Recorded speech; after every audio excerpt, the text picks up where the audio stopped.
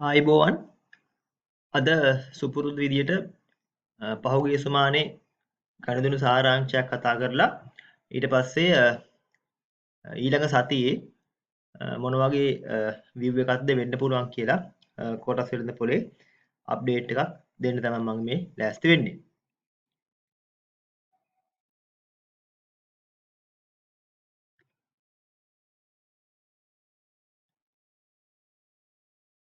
Last week එකේ 11 වෙනිදා ඉඳන් 18 වෙනිදා වෙනකම් දින 5 normal trading week එකක්. ඒ දින 5 ඇතුළත all share price index එක 7715 වෙනිකම් වැඩි වුණා. 102.4ක වැඩිවීමක්. S&P SLS 20 100.5කින් වැඩි වුණා 3083 දක්වා වැඩි වුණා.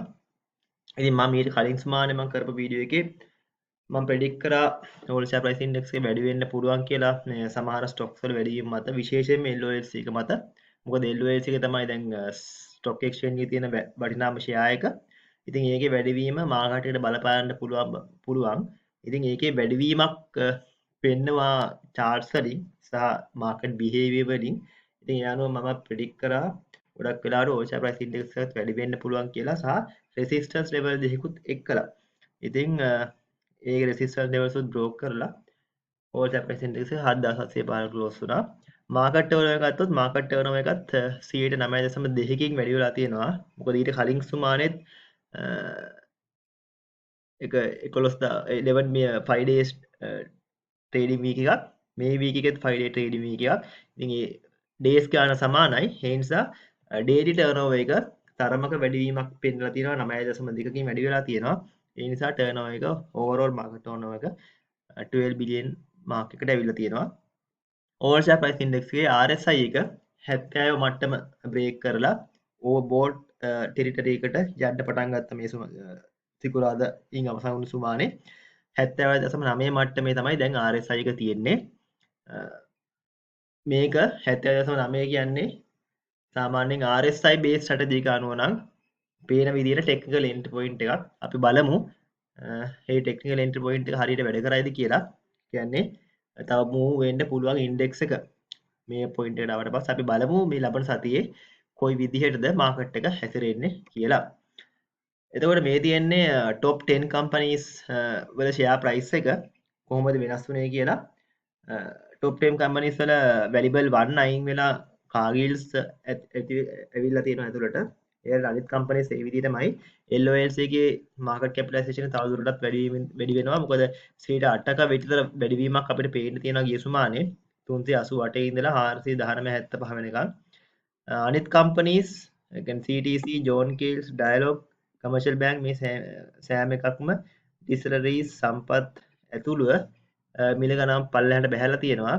නමුත් ප්‍රධාන වශයෙන්ම LOLC සහ ඊට පස්සේ Expo මේ දෙකේ තමයි පහුගිය සුමානේ ඇක්ටිවිටීස් ගොඩක්ම කන්සන්ට්‍රේට් වෙලා තිබුණේ.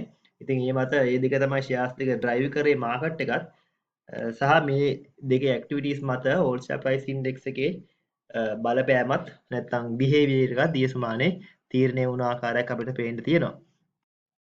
top 10 top hot stocks ගත්තොත් එහෙමයි. කියන්නේ වැඩිපුරම ඇක්ටිවිටීස් අපි දැක්ක රීටේල් නගේත් වැඩිපුර පාර්ටිසිපේෂන් එකක් තිබිච්ච ෂෙයාර්ස් වල RSI ඇනලිසිස් එකක් කරොත් ගොඩක් සමාගම් වල අපි දැක්කා RSI එක ඩ්‍රොප් වෙනවා. මොකද මේන් ෆෝකස් එක තිබුණේ LOLC, Expo වගේ කම්පනීස් කීපයක නිසා අනිත් කම්පනීස් වල RSI එක සැලකිය විදිහට ඩ්‍රොප් වෙනවා අපිට පේනවා.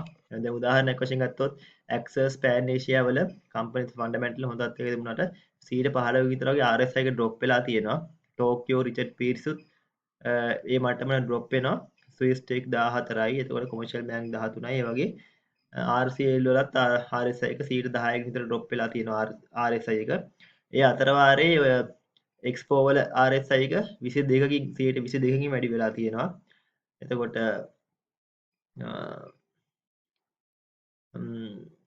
බිල් වල 6.9කින් LOLC වල 9.9 වගේ මෙන්න මේ කම්පනීස් වල වැඩිපුර ඉන්වෙස්ටර් ෆෝකස් එක ආපු කම්පනීස් හේකාපුත් ඇතුළුව හේකාප් වලත් 46ක RSI ගේන් එකක් තියෙනවා.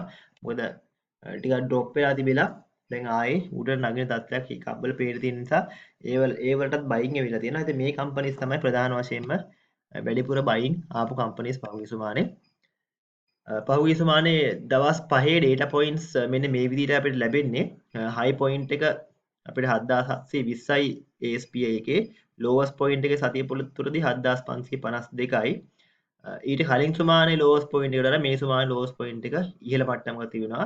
සහ highest point එකට වඩා ඊට කලින් සුමානේ highest point එකට වඩා මේ සුමානේ highest point එක high මට්ටමක තියෙනවා. එතකොට මාකට් එකේ bullish sentiment එක මේකෙන් පැහැදිලිව පේනවා. average index එක 7574 ඉඳලා 7637 වෙනකම් වැඩි වෙලා තියෙනවා. එතකොට මාකට් ඉන්ඩෙක්ස් රේන්ජ් එක 168ක් පොයින්ට්ස් highest සහ lowest පොයින්ට් දෙක අතර වෙනස එක ගිය සුමානයට වඩා පොයින්ට් 75ක 6ක විතර වගේ වැඩිවීමක් තියෙනවා. ඉතින් ඒක අර මාකට් එකේ පොසිටිව් සයිඩ් එකට මූව් වෙනකොට ඇති වෙච්ච බිහේවියර් එකක්. එතකොට ඒ අනුව ස්ටෑන්ඩඩ් ඩිවියේෂන් එකත් 30 ඉඳලා 48 වෙනකම් ගිය සුමානේ වැඩි වෙලා තියෙනවා. එතකොට මාකට් වොලටිලිටි එක 0.4 ඉඳලා 0.6ක් දක්වා වැඩි වෙලා තියෙනවා.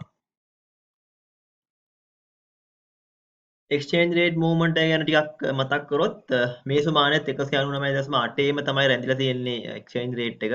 ඉතින් දැන් සති කිහිපයක් මාස දෙකක් විතර වගේ 200ට කිස්ටු වෙන්නේ 199.5 සහ 6 7 8 වගේ ලෙවල් එකේ එක්ස්චේන්ජ් රේට් එක තාම මූව් වෙනවා.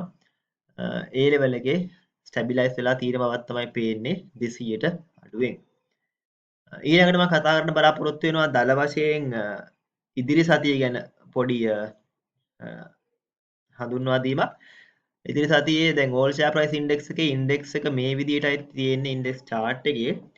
තාම අපිට පේනවා ෂෝට් ටර්ම් බුලිෂ් තත්ත්වයේ මේ ඉන්ඩෙක්ස් එකේ 7715 ක්ලෝස් වුණේ.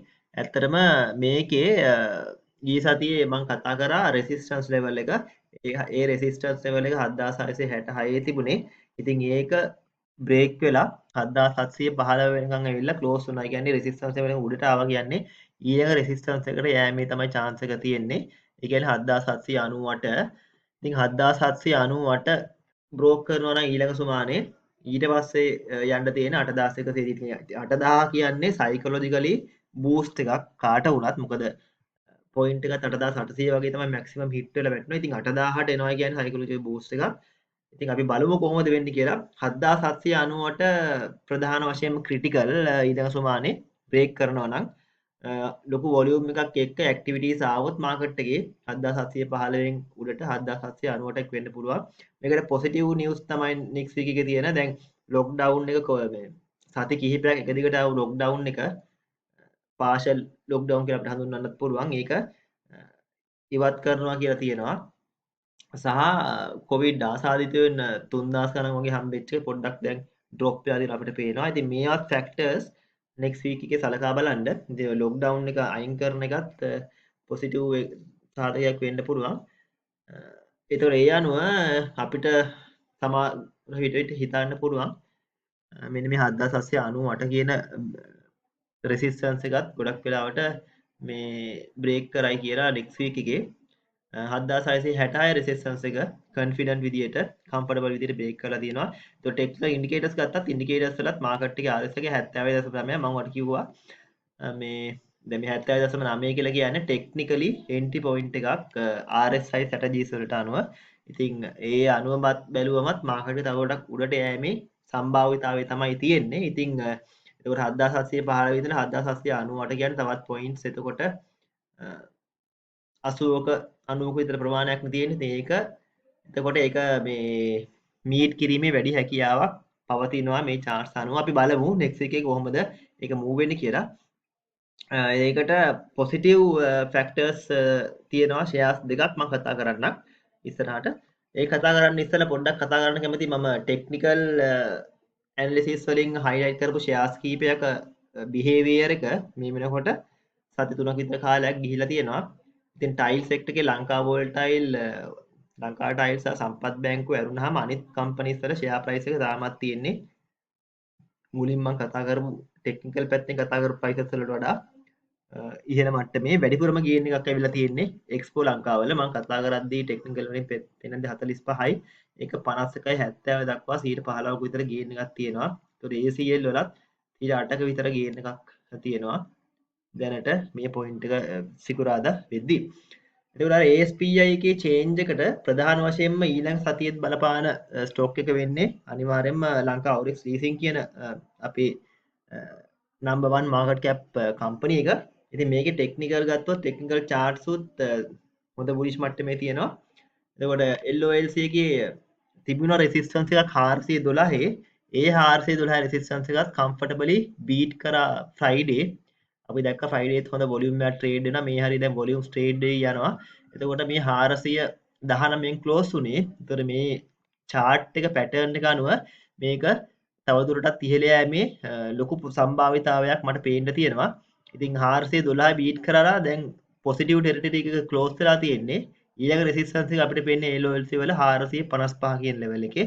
ඉතින් 412 ඉඳලා 455ට මූව් වෙනවා නම් ඒ කියන්නේ 419 ක්ලෝස් වෙච්ච ප්‍රයිස් එක 455ට මූව් වෙනවා නම් ඒකෙන් ඕල් ෂෙයා ප්‍රයිස් ඉන්ඩෙක්ස් එකට ලොකු පුෂ් එකක් දෙනවා. ඒතකොට ඒකත් ඕල් ෂෙයා ප්‍රයිස් ඉන්ඩෙක්ස් එක අර 7798 තියෙන රෙසිස්ටන්ස් එක බ්‍රේක් කරන්න පුෂ් එකක් දෙයි කියලා අපිට බලාපොරොත්තු වෙන්න පුළුවන් ඉදිරි සතියේ. ඒතකොට මේ දෙකම ඕල් ෂෙයා ප්‍රයිස් ඉන්ඩෙක්ස් එකයි LOLC එකයි මේ දෙකම ඒගොල්ලන්ගේ රෙසිස්ටන්ස් ලෙවල්ස් බ්‍රෝක් කරලා නෙක්ස්ට් රෙසිස්ටන්ස් එකට යන මට්ටමේ තියෙන්නේ ටෙක්නිකල් පැත්තෙන් ගත්තාම අපිට දැන් ASPI all share price in LOLC එකේ මෙන්න මෙතන මේ පොයින්ට් එකේ අපේ RSI strategies වලට අනුව technically buy එකක් කියලා මම වීඩියෝ වලුත් කියලා තියෙනවා. ඒ කියන්නේ 381 level එකේ ඉතින් 381 level එකේ buy point එක තිබුණා. දැන් 419යි. ඉතින් තවදුරටත් gains ඉහළ යෑමේ හැකියාවක් තියෙනවා. ඉතින් අර entries ගත්ත කට්ටිය මේ වල positions අරන් තියෙන කට්ටිය LOLC වල එහෙම 400ට අඩුවෙන් වගේ ඒගොල්ලෝ පොඩ්ඩක් මාකට් ප්‍රයිසස් ෆ්ලක්චුවේට් වුණාට ඔය 419 පල්ලෙහාට ආවත් පොඩ්ඩක් හෝල් කරලා බලන්න. මොකද හදිස්සි වෙන්න එපා. මේකේ තවදුරටත් වැඩි වීමේ හැකියාවක් තියෙනවා. ඉතින් 380 ගණන් වලට ගත්තු අය ඒගොල්ලෝ හෝල් කරන්න. මොකද ඒගොල්ලන්ට වැඩි ලාභ ලැබීමේ හැකියාවක් ඊට සතියේදී තියෙන බවයි මට පේන්නේ. එතකොට මේ තියෙන්නේ එකම ගිය සමානේ මූව් වෙච්ච අනිත් ස්ටොක් එක එක්ස්පෝ ලංකාවල. එක්ස්පෝ ලංකාවල ෂෝට් ටර්ම් බුලිෂ් තත්ත්වයක් තියෙනවා දැනට. ටෙක්නිකල් charts උත් හොඳ තත්ත්වයකට පත් වෙලා. නමුත් ෆ්‍රයිඩේ අපි දැක්කා පොඩ්ඩක් ඩ්‍රොප් වෙනවා. එතකොට රෙසිස්ටන්ස් එක වැඩිච්ච හින්දා තමයි ඒක ඩ්‍රොප් වුනේ. 53 52 80 ලෙවල් එකේ ටිකක් ස්ට්‍රෝං රෙසිස්ටන්ස් එකක් තියෙනවා එක්ස්පෝ ලංකාවල. ඉතින් ඒක වැඩිලා හින්දා තමයි පොඩ්ඩක් ෆ්‍රයිඩේ වලට මේ පුල් බැක් එකක් ආවේ. ඉතින් මේක මන්ඩේ ඉඳලා ආපහු සමහරවිට හරියන්න පුළුවන්. මොකද අපිට පේනවා මේ last 2 days වල හොඳ volumes උත් trade වෙනවා. ඉතින් මේක continue වුණොත් මන්ඩේ ඉඳලා මේ resistance එක 53 broke කරොත් එතනින් එහාට ඔය 55 වගේ level එකකට move වීමේ හැකියාව තියෙනවා ලබන සුමානේ එක්ස්පෝ ලංකාවල. ඒ ගැනත් ඔයගොල්ලෝ අවධානයෙන් ඉන්න. මොකද resistance එකේ තමයි වැදිලා තියෙන්නේ. ඒකයි පොඩ්ඩක් Friday drop උනේ. එතන මේ තියෙන Royal Ceramics කීප දෙනෙකුට තියෙන ප්‍රශ්නයක් ඒක Royal Ceramics වල දැනට තියෙන short term bearish තත්ත්වයක්. ඒ වගේම බලන්න ඕන මෙන්න මෙතන death cross එකක් move වෙලා තියෙනවා. ඒ කියන්නේ short term direction එක confirm කරලා තියෙන moving averages වලින් පල්ලෙහාට එන ගතියක්. අනිත් technical indicators උත් පල්ලෙහාට එන ගතියක් තියෙන්නේ 37යි 30 වගේ level එකේ. ඉතින් පොඩ්ඩක් බලන්න මේක තියෙන තත්ත්වය අනුව තව චුට්ටක් පල්ලෙහාට එීමේ හැකියාවක් තියෙනවා. observe කරන්න. හැබැයි 37යි 30 කියන 37 හෝ ඊට වඩා පල්ලෙහාට ආවොත් මං හිතන්නේ බයින් කරන එක හොඳ තත්ත්වයක තියෙනවා. මොකද මේකෙත් 40 level එකේ RSI මේ resistance එකක් තියෙන RCL වල ඒක resistance එකේ වැඩිලා තමයි දැන් පල්ලෙහාට ඇවිල්ලා තියෙන්නේ. ඒතකොට 37න් පල්ලෙහා බයි කරොත් එතනින් එහාට turn වුණොත් එහෙම chart එක සහ මේකේ fortune එක ආපහු 40 කිට් වෙන්න යෑමේ හැකියාවක් තියෙන හින්දා. ඉතින් බලන්න 37 හෝ ඊ පට්ට පල්ලෙහාන් එනවා නම් මං හිතන්නේ ටිකක් බයි කරන්න සුදුසු වෙන තත්ත්වයක් ඇති වෙයි ඉස්සරහට. හරි ඕක තමයි එහෙනම් next week එකේ මගේට දෙන්න තියෙන overview එක. අපි බලමු ඊ සතිය වගේම next week එකෙත් මොන වගේ වේද කියලා. නේ හැමෝටම ස්තුතියි.